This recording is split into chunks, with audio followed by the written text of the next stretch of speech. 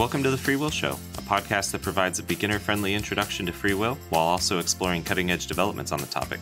I'm Taylor Sear. And I'm Matt Flummer. In this episode, we talk with Megan Fritts about causal and non-causal theories of action explanation and why she prefers a non-causal approach. Thanks for listening.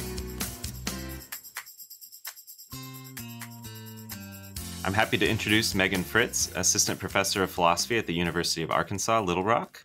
Megan works in several areas of philosophy, but her dissertation was on issues in the philosophy of action, and in particular on action explanations. And she has a recent paper in the journal Synthes called Reasons, Explanations of Actions as Structural Explanations, which we'll dig into a bit later in this episode. So thanks so much for joining us, Megan. Can you start by telling us and our audience a little bit about yourself, your work, and how you came to be interested in working on issues in the philosophy of action and maybe free will if you're interested in that at all? Yeah, absolutely. Thank you, Taylor and Matt, for having me on the show. This is really exciting. So like you said, I'm a philosophy professor in Little Rock, Arkansas. New to Arkansas, actually new to the South this year, and we're really liking it so far. Nice. I work on a lot of different areas of philosophy. I am, I guess, most well known for my work in technology ethics, on fake news and digital misinformation, but I also do work in ethics and philosophy of religion, and philosophy of action, which is what I'm here to talk with you guys about. In fact, my dissertation was in philosophy of action, and I got interested in philosophy of action, I guess, when I was an undergrad, and I guess my senior year. I became convinced of a claim that Elizabeth Anscombe, a mid-20th century philosopher, makes when she basically says that in order to do ethics well, you need a good theory of human action. In order to think about right and wrong action, we need to know what it even means to act as people. We need a theory of human agency. And I became convinced of this claim after being really kind of enchanted is the wrong word. I was really struck by Bernard Williams' critique of utilitarianism, which I think is just one of the best philosophy papers out there. And how he goes about critiquing utilitarianism as a moral theory is by saying that it is antithetical to good human agency, that to be a good utilitarian entails being a bad human agent, which seemed right to me, except that I didn't really have any thoughts on what good human agency was. So I decided I needed that. And to get into that, I started reading Anscombe and people doing philosophy of action in the spirit of Anscombe, which was great, except that I didn't really realize there was other action theory out there. So upon getting to grad school and starting to work with my advisor, Sarah Paul, who is a wonderful action theorist herself, I quickly became aware of the fact that there's other ways of doing action theory in the spirit of Donald Davidson, who we'll be talking about. And in fact, that was the standard view. And my view that I was kind of going into this with that seemed second nature to me was not the standard view.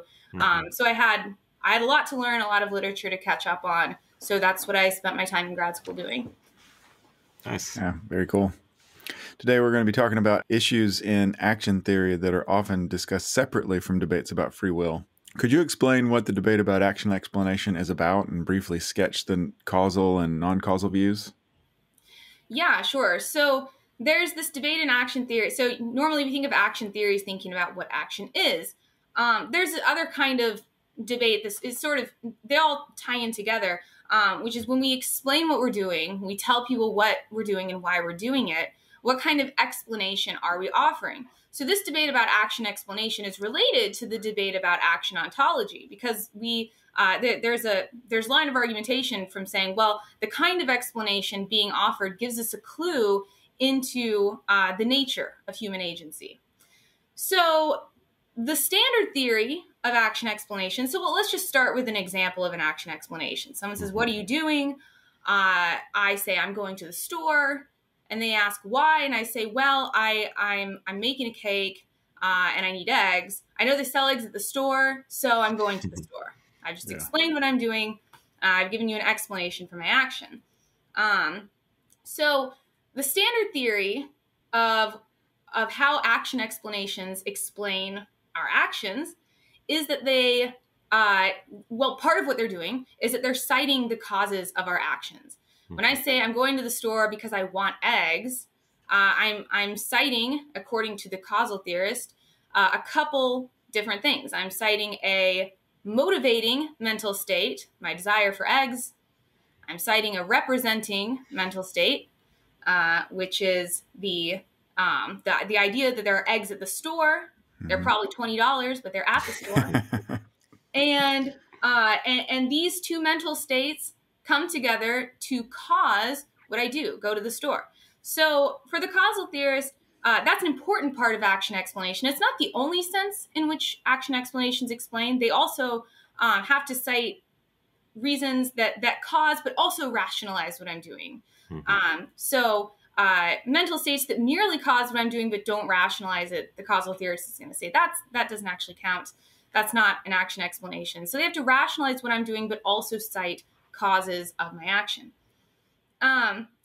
Non-causal views, there's not, I can't say too much about them because it's just any view that's opposed to a causal picture, and there are many different ones out there. But they're all kind of united by rejecting the idea that action explanations explain by citing causes. And they tend to agree, this is kind of vague, but that they explain in virtue of saying something about the nature of the activity that I'm involved in.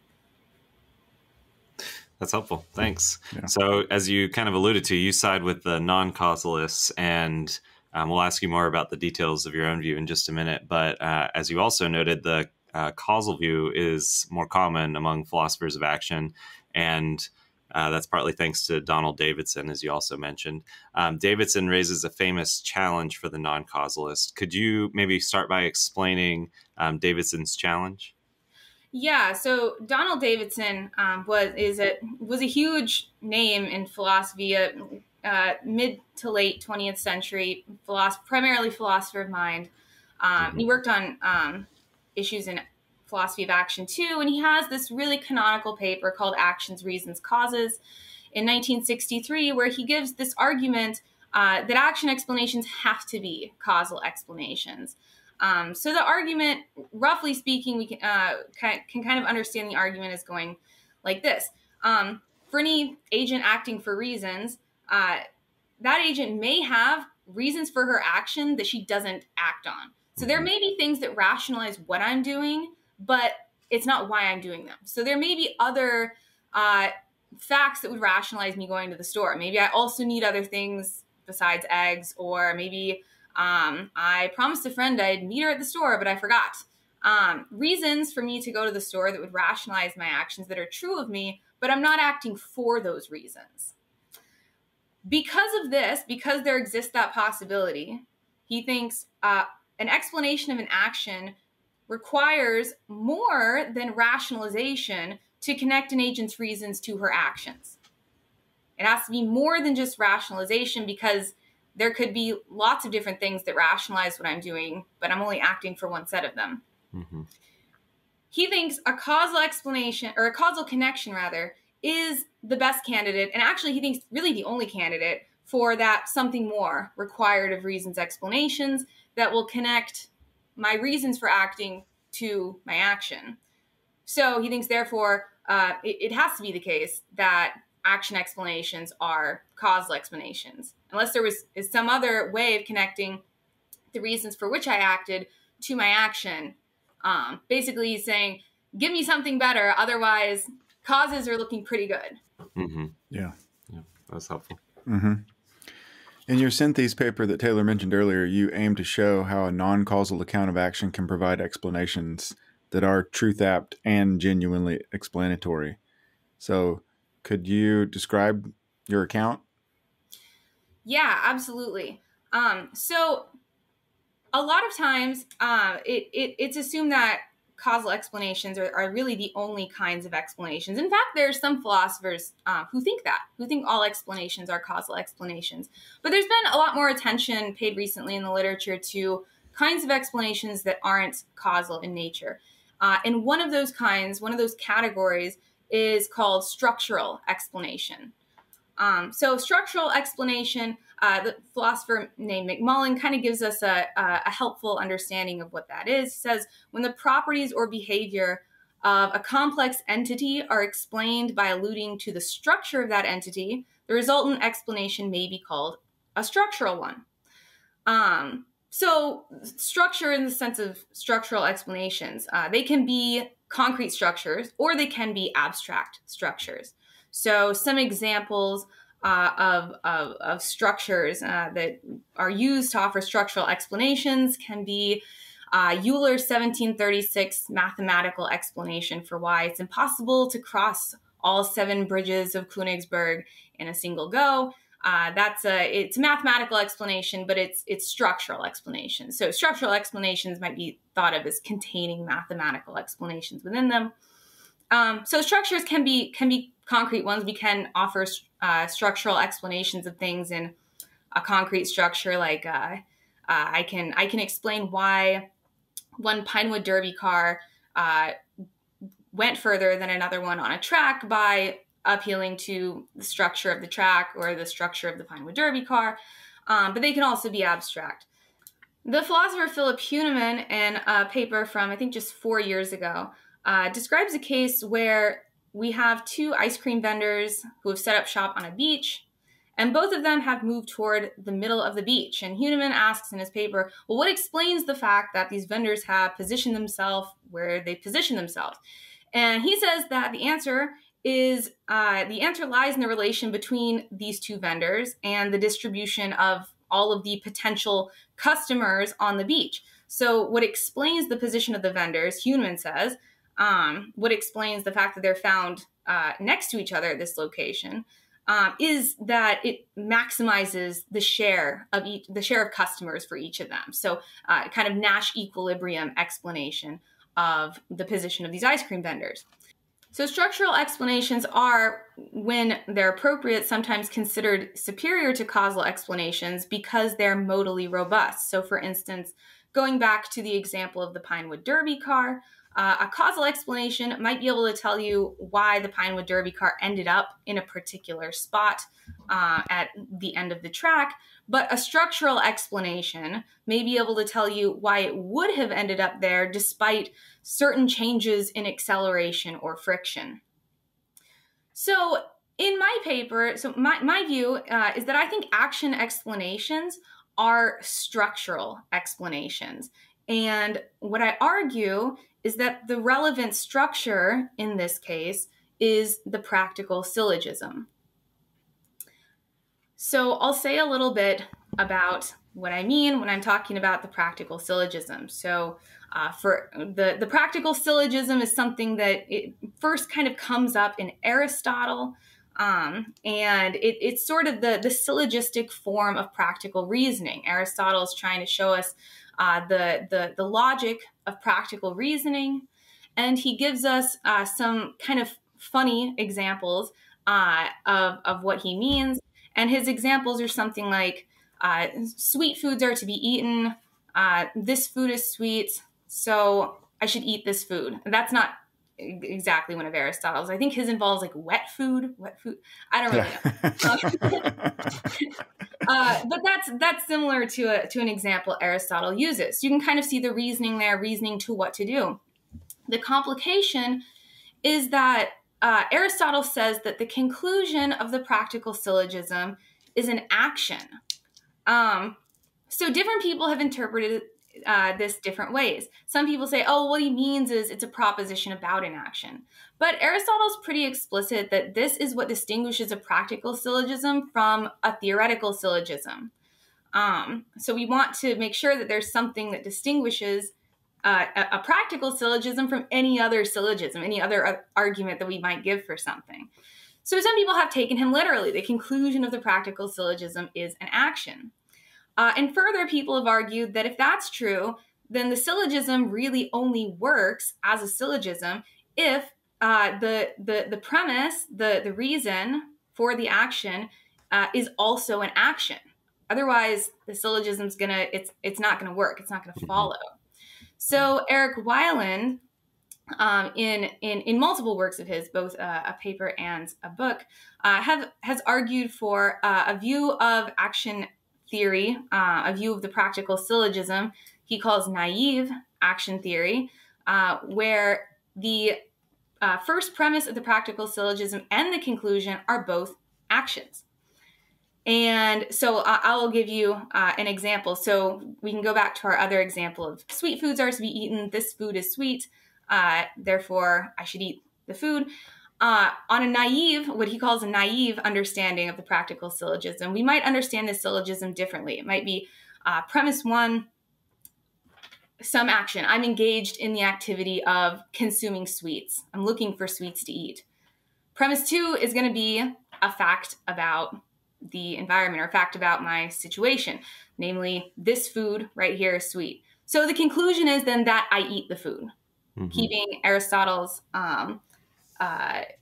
practical syllogism that concludes with an action, keeping the conclusion in action.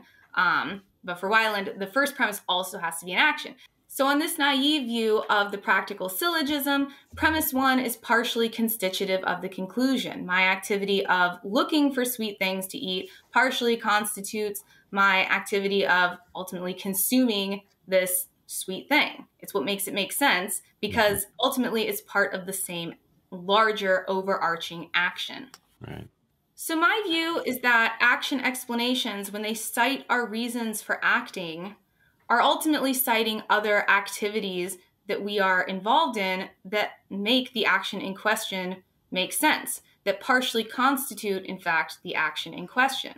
So we're citing parts of the practical syllogism, structural features of the practical syllogism, premises literally embodied in our agency, in a way that explains another part of that structure, namely the conclusion. Could you say a little bit more about the constitution relationship, like what the nature of this, like what does it mean for it to be constituted by? Yeah, sure. So I think it'll be helpful to look at another example that Eric Weiland uses in his work, which is this example of someone who's engaged in the activity of learning about reasons. So in this example, someone is interested in learning about reasons, right? He has a book called Reasons. So they're interested in learning about reasons.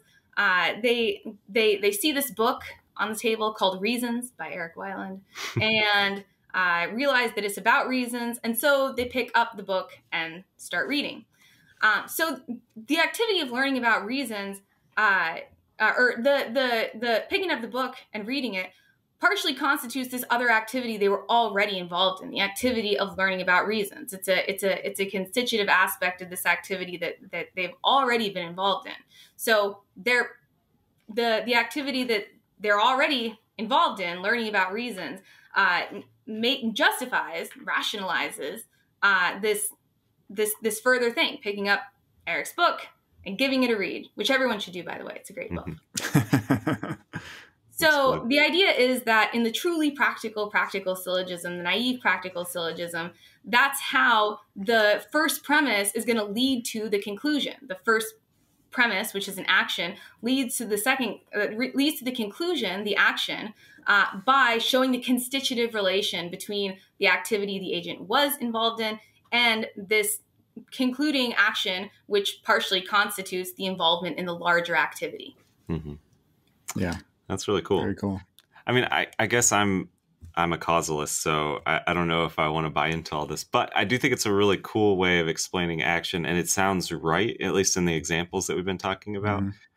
One question, unscripted question, that I guess this is the way I think when I'm theorizing about moral responsibility too, and about like agency over time.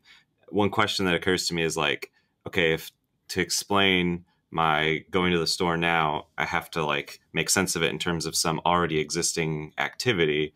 Well, don't I want some kind of explanation for this bigger action or activity that I'm already engaged in? So I don't know if it makes sense to ask this about like the youngest agents out there, or there's it's kind of like a regress question. Yeah. Is there a start to the whole activity that all these other things are kind of like, I guess partly constituting? Yeah, I mean, that's a great question. I mean, Aristotle's going to say, yeah, living well, right? That's an activity that we're all engaged in just in virtue of being creatures with a telos that are alive. We are, whether we know it or like it or not, all by necessity involved in this activity of living well. So I think maybe you could say it sort of comes to a stop with this sort of necessary activity that us as agential creatures are involved in. Yeah, that's cool. I like Very that. cool. Yeah. All right, so here's part of the hang up for me. Part of the reason I'm a causalist. I still think Davidson's challenge is a very good one. So now that we've heard your alternative view, what would you say in response to the challenge from Davidson that you summarized earlier? Yeah, so I think that this view actually provides a good answer to Davidson's challenge. So part of my aim when writing this paper was to take Davidson's challenge seriously. I think it's an important challenge. I actually think it's a challenge the causal view does not exactly meet itself, but that's a different discussion. Interesting. But I think it's an important challenge, and I think that this view has the potential to answer it. It's going to be the case that maybe many things rationalize me going to the store, but what activity is me going to the store a part of? And in this case, what activity me going to the store is a part of is this larger activity of baking a cake, not, in fact, meeting the friend or picking up some other grocery item I need. So as long as there are facts of the matter about about those things, about what activity I'm continuing in, I think that we can distinguish my candidate reasons for acting, all the reasons for which I could have rationally acted, from the ones for which I actually do act. Mm-hmm. Yeah. Interesting. That is interesting. Towards the end of your paper, you consider what you take to be the most pressing objection to your view, and namely that structural explanations, or at least partly causal explanations. So could you explain what the worry is and then say how you would respond? Yeah, so Bradford Scow has a paper where he argues this very thing, that all explanations of events are causal explanations. This is a pretty popular view, actually. In fact, someone on my dissertation committee, Elliot Sober, also thinks that this is the case. So Scow's argument, part of what it relies on is a view of causation called the counterfactual difference maker view of causation. That something is a cause of something else, just in fact I should use variables to make this clearer. X is a cause of A, just in case without X, A would not occur.